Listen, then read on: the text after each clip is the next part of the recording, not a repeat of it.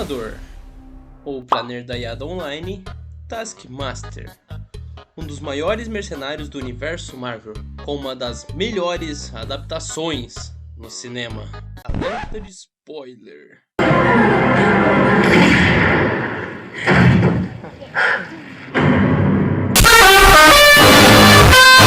Para os leigos que possam conhecer o personagem apenas pelo UCM, não sabem o quanto ele foi destruído nas mãos desse estúdio pequeno indie chamado Marvel Universe Cinematographic on the World of Games. E como foi revelado no filme da Viúva Negra, o treinador não é espada, não é cueca, o gurizão sumiu.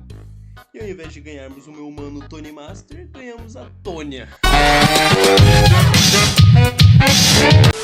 Com a chegada de Thunderbolts, também veio a óbvia afirmação definitiva de que a própria Marvel sabe que fez merda com o personagem, a ponto de ser facilmente apagável, como nós podemos ver no próprio filme dos Thunderbolts, onde a treinadora só tomou uma e foi de Lázaro. Que Deus não a tenha.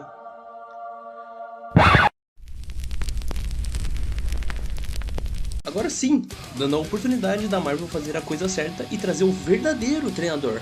Mas quem é de fato o verdadeiro treinador? E isso, meu jovem ceboso, te explicarei neste vídeo.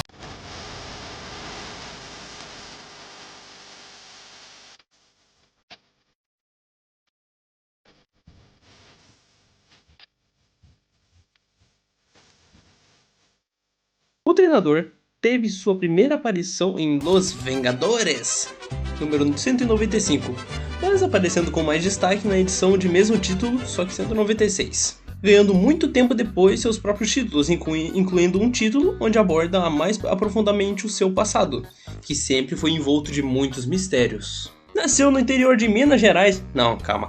Isso aí é meu primo Tonho. Tony Master, nascido em Bronx, sempre foi uma criança peculiar. Pensa no Drew de Todo Mundo Odeia o Chris, onde tudo que ele via na TV ele podia replicar. Por exemplo, se o Neymar fizesse um gol de trivela, o mesmo ele podia fazer. Esta sendo uma habilidade extremamente peculiar. Essa habilidade, que ao passar do tempo, foi intitulada por ele mesmo como reflexo fotográfico. Como já mencionado antes, o passado de Tony é meio complicado de explicar, porque o próprio não recorda de muita coisa. Aí complica, né? Em suas primeiras aparições, o treinador foi contratado para descer a porrada nos Vingadores. E adivinha? Ele conseguiu. Deitou o Capitão, deitou o Homem de Ferro, deitou o Homem-Formiga. O cara só foi parado pela jogasta. Ou seja, só parado pela lactação no mundo dos games. Após esse embate, o treinador fez diversas participações em outras histórias. Porém, em 2010, com sua própria HQ, que podemos ver o que levou ao treinador virar o treinador. Não me diga!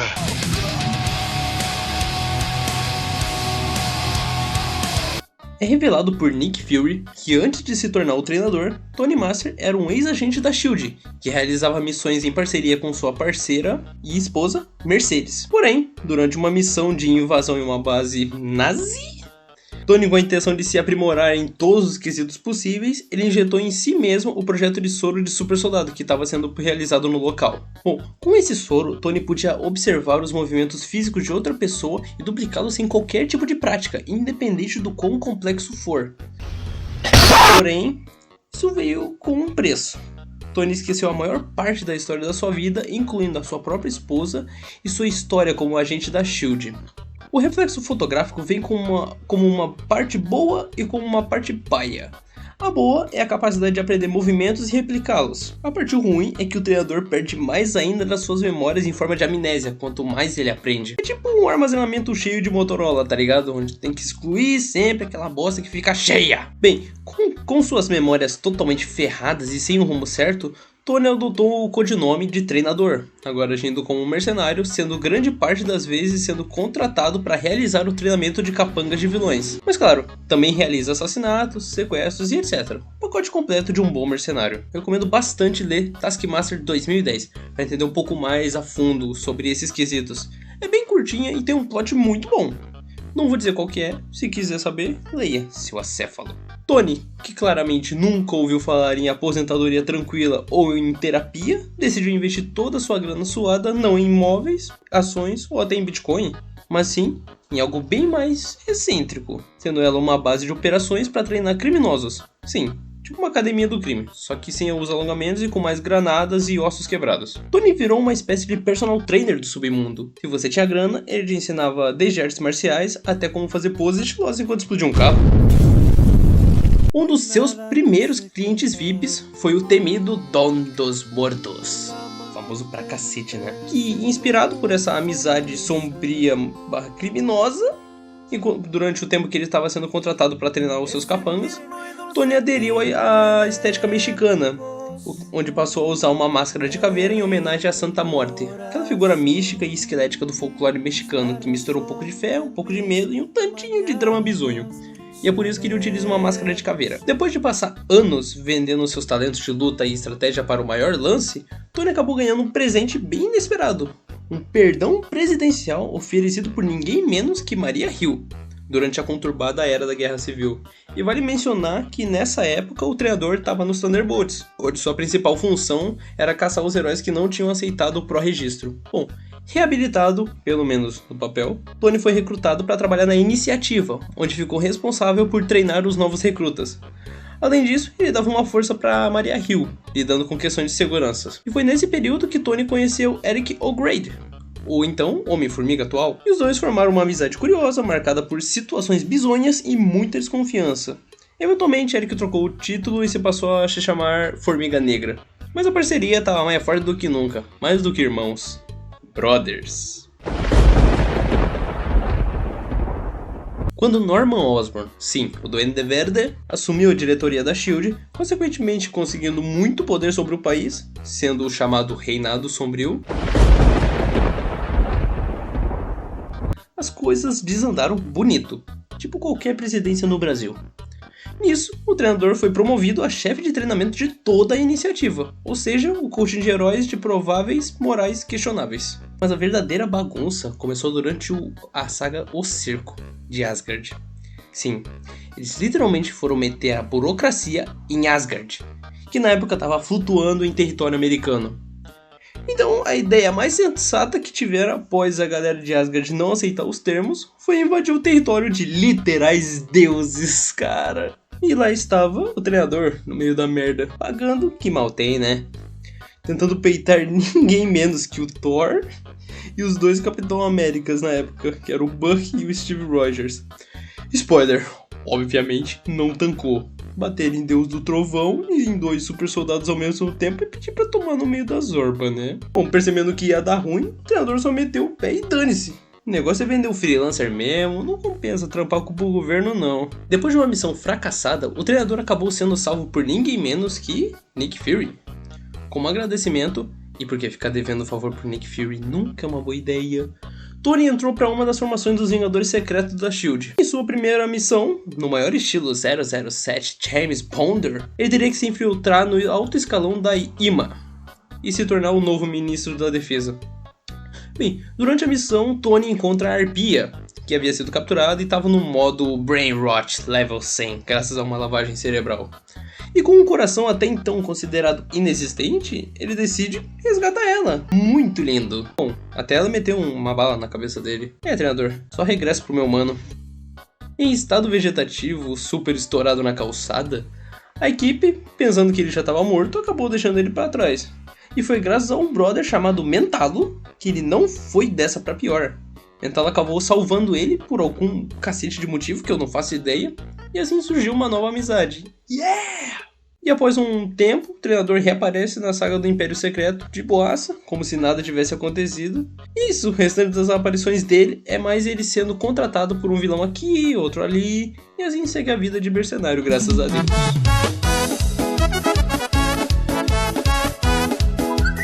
Além do reflexo fotográfico, uma outra habilidade menos conhecida e raramente usada em artifícios do roteiro nas histórias é a capacidade de copiar vozes, chegando a enganar até dispositivos de identificação de áudio. Só que aí precisa de uma treinada gargantular antes, tá ligado? O treinador sempre é visto com uma espada para remeter próximo ao estilo de luta do Cavaleiro Negro, um escudo para se remeter às habilidades do Capitão América, arco e flecha para se remeter obviamente ao Gavião Arqueiro e claro, armas de fogo que não pode faltar, né? Também já foi visto ele utilizar de outros apetrechos mais específicos, como por exemplo as garras do Pantera Negra ou o lançador de teia do Homem-Aranha.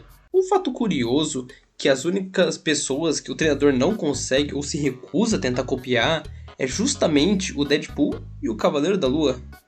O Deadpool porque é muito imprevisível, o que dificulta pra cacete o torrent do treinador funcionar. E no caso do Cavaleiro da Lua, ele se recusa porque sabe o quão perturbado e desequilibrado é o estilo de luta e o próprio Cavaleiro em si. Então o cara nem se arrisca. E tirando, ele tem um trauma do Cavaleiro da Lua. Vale mencionar que o Cavaleiro da Lua já tá com um avião no prédio que o que o treinador tava, então faz sentido o cara não querer enfrentar ele diretamente. Como o nome já diz, um treinador precisa treinar alguém, né?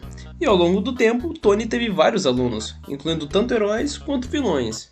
E entre eles estão o Caveira Vermelha, quando o Caveira Vermelha estava no corpo clonado do Steve Rogers, o Agente Americano, ensinando para ele os fundamentos e as movimentações do Capitão América como escudo. Tivemos Cascavel, Aranha de Sangue, Escudo Mortal, Jagged Bow, Snapdragon, Os Ossos Cruzados, Garganta Cortada, o próprio Deadpool, Agente X, Anaconda, Jolt, Cachorro Louco e Espião Mestre. No caso, os dois espião, porque teve um que era desconhecido e o outro que era um cara que eu não lembro agora. Ai, meu... E durante o programa da Iniciativa, ele acabou treinando Annex, Butterball, Cruzador, Lorde Dragão, Jaeger, Garota Gorila, Komodo, Prodígio, Melee, Proton, Vermelho 9, Aranhas Escarlates, no caso o Michael Van e o Patrick, Speedball da Terra 8101 e Estatura, Ultra Girl e Homem 3-D. Treinador tem currículo, fi. Agora, falando um pouco do treinador nos cinemas. Bom, antes mesmo do treinador ser cogitado para o universo cinematográfico da Marvel, em 2010, o diretor Joe Carnahan revelou que estava trabalhando no desenvolvimento de um filme solo do personagem, em parceria com o produtor Alex Young. No entanto, infelizmente, o filme foi engavetado quando a Marvel começou a crescer e consolidar seu próprio universo compartilhado, priorizando outras produções.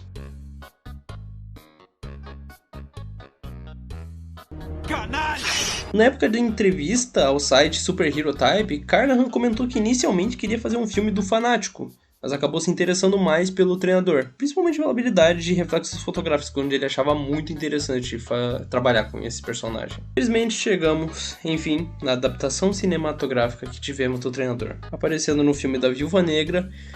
Ai, cara, eu me recuso a comentar, todo mundo sabe que foi uma merda. Aquela merda de roupa de motocross, a origem totalmente mudada, carisma zerado, gênero trocado.